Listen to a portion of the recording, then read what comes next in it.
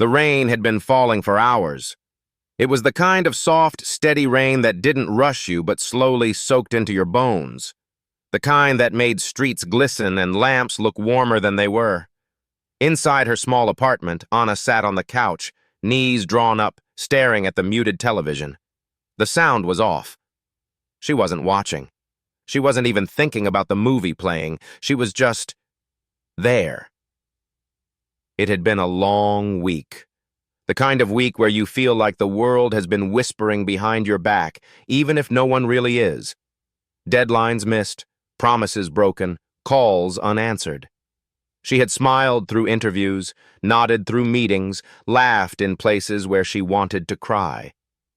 But now the silence in the room felt heavy, almost alive. Then there was a knock. Not the impatient knock of a stranger, not the light tap of a neighbor. It was steady. 3 times. A pause, then again, 3 times. She froze. Who would come here now, in this rain? She hadn't told anyone she wanted company. She had made it clear to the world, through short replies and unread messages, that tonight she wanted to be alone. But the knock came again. She stood up, her bare feet silent on the wooden floor. The closer she got to the door, the more the sound of the rain seemed to fade. She placed her hand on the handle, hesitated, and pulled it open. And there he was. Keanu Reeves stood in the doorway, his black jacket wet, his hair damp, a soft smile on his face. The rain behind him looked like a curtain, blurring the street into a moving painting. "Hi," he said quietly. Anna stared for a moment. "Keanu, what are you doing here?" He didn't answer right away. He glanced past her into the dim apartment, then back at her. "I was passing by," he said, though they both knew that wasn't true. "I thought, maybe you shouldn't be alone tonight." Her throat tightened. It wasn't the words, it was the way he said them. Calm, certain, like he wasn't here to fix anything, just to be here. "You didn't have to," she started, but he stepped inside before she could finish. He closed the door softly, leaving the rain outside. "I know I didn't have to," he said, "but sometimes you don't wait for people to ask. You just show up." She wanted to argue. She wanted to tell him she was fine, that she didn't need anyone. But something about the way he stood there, water dripping from his jacket, hands in his pockets, eyes warm and steady, made her shoulders drop. The mask she'd been wearing all week slipped, just a little. He walked past her into the small living room, looking around like he'd been here 100 times, though he hadn't. He sat on the couch, the same couch she'd been curled up on, and patted the space next to him. She hesitated, then sat. For a moment, neither of them spoke. The rain tapped against the windows. The muted movie played on. Her breathing slowed without her realizing it. "Do you remember that night in Barcelona?" he asked suddenly. She frowned, then smiled faintly. "The one with the piano in the middle of the street?" He nodded. "Yeah. You said something that night. You said, people forget how much it matters just to sit with someone when they're tired." She swallowed hard. "I said that." "You did. And you were right." He leaned back, still looking at her. "So that's what I'm doing. Just sitting with you. Because maybe you're tired." The truth was, she was more than tired. She was worn out. But in that moment, with him beside her, she felt the weight lift just enough to breathe a little easier. She looked at him, really looked, and realized something she hadn't in a long time. She wasn't alone. And maybe she didn't have to be. The rain kept falling, but inside, the air felt warmer. The rain had stopped by morning, but the street still shimmered under the pale light. Anna woke early, though she hadn't planned to, her eyes open to the soft sound of the coffee machine humming in the kitchen. She sat up slowly, the blanket still around her shoulders. For a moment, she wondered if last night had been a dream. Keanu standing at her door, sitting beside her in silence, the steady comfort of someone who didn't try to fix her but made the space feel safe. But then she smelled coffee. Real coffee. Not the instant kind she usually made when she didn't have the energy. She padded into the kitchen. He was there, hair slightly messy, jacket hanging on the back of the chair, sleeves rolled up. He glanced over his shoulder and gave her that quiet smile again. "Good morning," he said. "You're still here," she replied softly. "I told you, I wasn't going to leave you alone." He poured the coffee into 2 mugs, sliding one toward her. "Hope you still take it black." She wrapped her hands around the mug, letting the warmth sink into her fingers. "You remember that?" "I remember a lot of things about you," he said without looking away. Those words made her chest tighten in a way that was both unsettling and comforting. They sat at the small kitchen table. For a few minutes, they didn't speak much, just sipped coffee, the quiet broken only by the occasional sound of a car passing outside. But she could feel the unspoken weight between them, the things neither of them had said last night.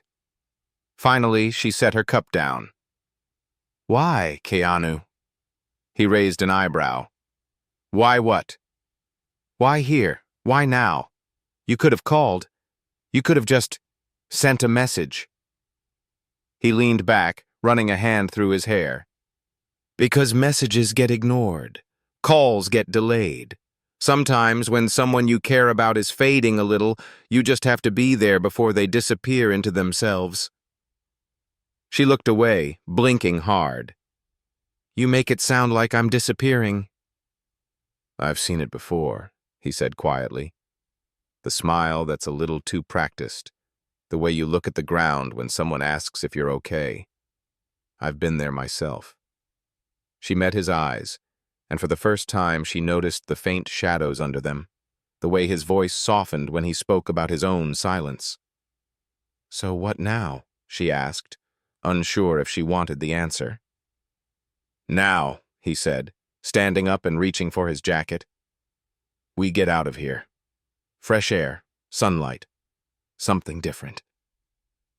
"Keanu, I'm not exactly in the mood for, I know," he interrupted gently, "but sometimes the best thing for a heavy heart is to make it move." Against her better judgment, she let him pull her toward the door. They stepped out into the cool air, the streets washed clean by the night's rain. He didn't tell her where they were going. He just walked beside her, his pace unhurried, like they had all the time in the world. After a few blocks, they reached a small park. The grass glistened, and the air smelled of earth and rain. He pointed toward a bench near the pond. "Sit with me." They sat. Ducks moved lazily across the water, ripples catching the light. Children laughed somewhere in the distance. "You know what's strange?" he said after a while. "People think strength is about holding it together, but sometimes it's about letting someone else hold you for a while." She didn't reply. Instead, she let her head rest lightly against his shoulder. For the first time in days, she felt the heaviness shift. Not disappear, but move just enough for her to breathe deeper. And as they sat there, Keanu's voice broke the silence once more. "This is just the start, Anna. I'm not going anywhere." The next day was brighter, almost too bright after the gray softness of the rain. Sunlight spilled through Anna's curtains, casting long strips of gold across the floor. She lay in bed for a while, listening. There was no sound of coffee brewing this time, no footsteps in the kitchen. The apartment felt still, and for a second her chest tightened. Had he left?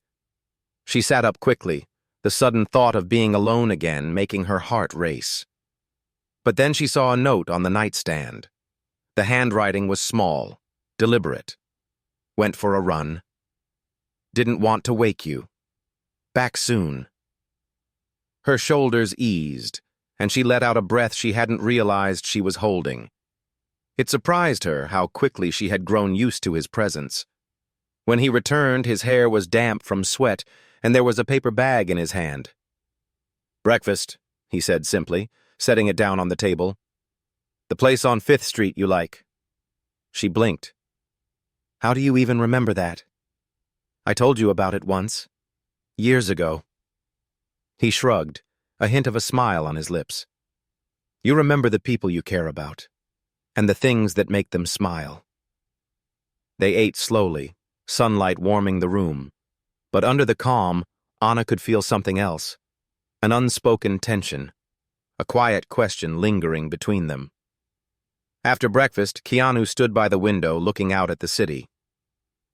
"There's something I want to show you," he said. "What is it?" "Not yet," he replied. "But you'll see." They left the apartment and walked toward the edge of the city, where tall buildings gave way to older streets lined with trees. They didn't talk much. Every so often he'd glance at her, as if making sure she was still there, not just walking beside him, but there. Finally, they reached a small, weathered building. It looked abandoned from the outside, but when he pushed the door open, warm light spilled out. Inside, the air smelled faintly of wood and old books. Rows of mismatched chairs faced a small stage, where a piano sat under a single spotlight. Anna turned to him. "What is this place?" "It's where I go when the noise gets too loud," he said quietly. "Sometimes I just sit here. Sometimes I play." "You play piano?" she asked, surprised. "Not well," he admitted, a small laugh escaping. "But enough to remember how to slow down." He walked to the piano, brushed the dust off the keys, and began to play. The melody was simple, almost hesitant, but there was something in it that made her chest ache. She sat in one of the chairs, watching him. The way his hands moved, careful, deliberate, wasn't just about the music. It was about presence, about being here in this moment and nowhere else. When the song ended, he looked up at her. "You don't have to tell me everything that's on your mind," he said, "but you can sit here with me until you're ready." She swallowed hard. "What if I'm never ready?" "Then I'll keep sitting," he replied. "Some things can't be rushed." For the rest of the afternoon, they stayed in that quiet room, the piano filling the spaces where words might have been. And for the first time in a long time, Anna didn't feel the need to run from her own thoughts. The days that followed began to form a quiet rhythm. They weren't planned, but they seemed to fall into place anyway. Keanu would show up in the morning with something small, a paper bag with warm bread, a book he thought she'd like, or simply a coffee in a cup that wasn't hers. Anna found herself expecting him, even listening for his knock. But on the 4th morning, he didn't come. She told herself it didn't matter, that he had his own life and she wasn't going to lean on someone like a crutch. But as the hours passed, the silence pressed in again, heavier than before. She tried reading, then cleaning, but her mind kept wandering back to the thought, "Where is he?" When her phone finally buzzed, it wasn't a call. It was a short message. "Meet me where we saw the ducks." She didn't even reply. She just grabbed her coat and left. The park looked different under the sharp light of midday. The pond was still, the water reflecting the pale blue of the sky. Keanu was sitting on the same bench, hands in his pockets, head slightly lowered. When she reached him, she noticed his jaw was tense. "What happened?" she asked. He looked at her for a moment before speaking. "Someone I knew, someone I cared about, passed away last night." Her chest tightened. "Keanu, I'm so sorry." "Thank you," he said quietly. "I'm okay. But it reminded me how fast everything can change, how sometimes we don't say the things we should." He turned toward her, his eyes steady. "You've been carrying something. I don't need to know all of it, but I want you to know you're not a burden. Not to me." Those words hit harder than she expected. Her lips parted to respond, but no sound came out. Instead, she felt the sting in her eyes, the way her throat closed up. He didn't press. He just placed a hand over hers, warm and steady. "I know what it's like to keep walls up," he said, "but sometimes someone has to stand outside those walls until you decide to open the gate." She looked at him, her voice barely a whisper. "And you're going to stand there?" "As long as it takes." They sat there in silence, the air between them heavy but not suffocating. It was the kind of silence that held space, not emptiness. When they finally stood to leave, Anna noticed something had shifted, not just in the way she felt about him being there, but in the way she felt about herself. Maybe, just maybe, she could start lowering the gate.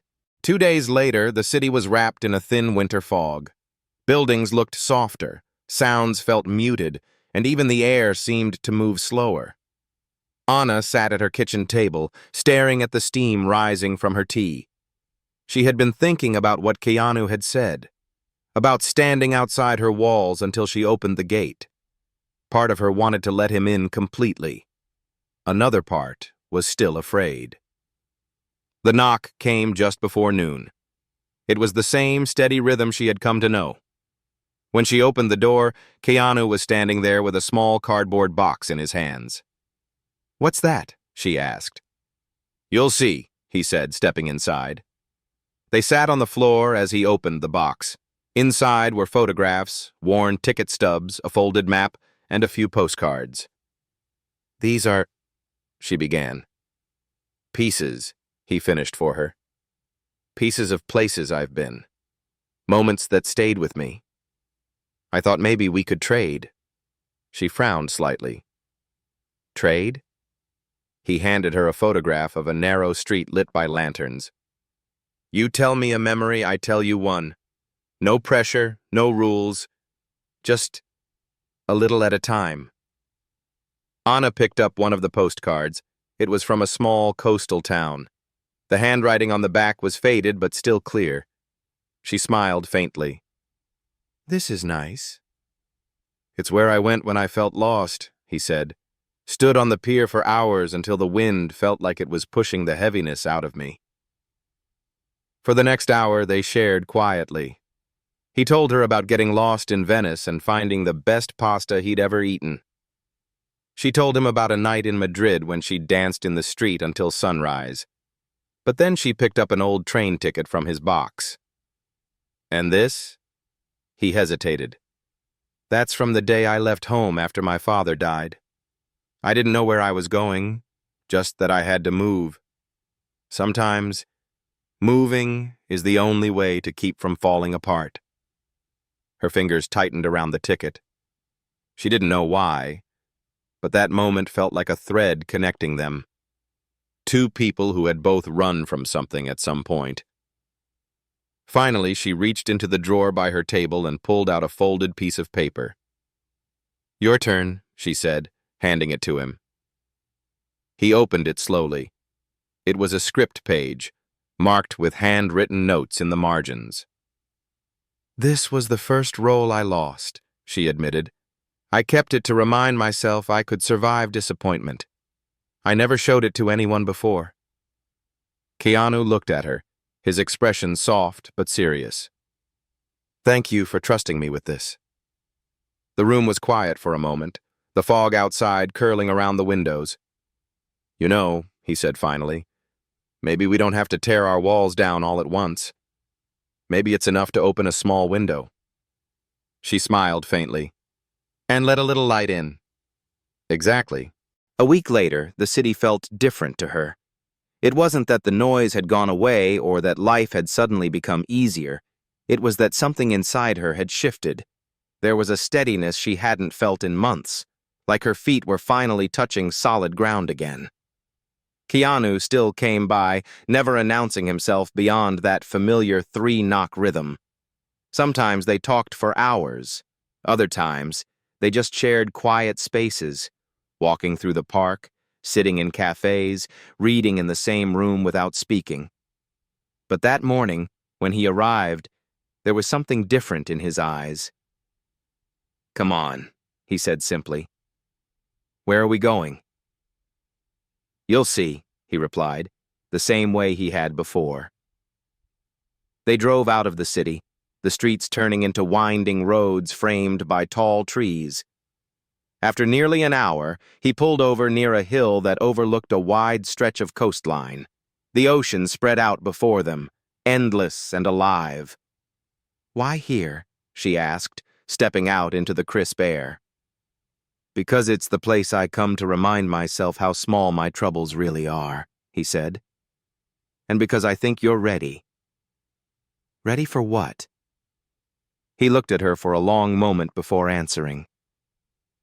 "To tell me the truth you've been carrying." Her breath caught. For weeks she had skirted around it, afraid that speaking it out loud would make it too real. But standing there, the sea roaring below, with him beside her, the fear felt different. "I was close to quitting everything," she said at last. Her voice shook, but she didn't stop. "The work, the interviews, the films. I was tired of pretending I was fine when I wasn't. I thought maybe if I disappeared for a while, no one would notice." Keanu didn't look away. "I would have noticed." Tears blurred her vision, but she didn't wipe them away. "I know." He stepped closer, resting a hand gently on her shoulder. "You don't have to disappear to find peace, Anna. Sometimes you just need someone to stand with you until you can carry it again." She let the words sink in, the wind tugging at her hair, the ocean's rhythm matching her heartbeat. "Thank you," she said quietly, "for not giving up on me." He gave a small smile. "You once told me, in Barcelona, that sitting with someone when they're tired is one of the greatest gifts. I'm just keeping my promise." They stood there for a long while, saying nothing more. The sky slowly shifted, the light softening over the water. As they walked back to the car, Anna realized she felt something she hadn't in months. Not just relief, but hope. And she knew, without a doubt, that the day he knocked on her door had been the beginning of her finding her way back.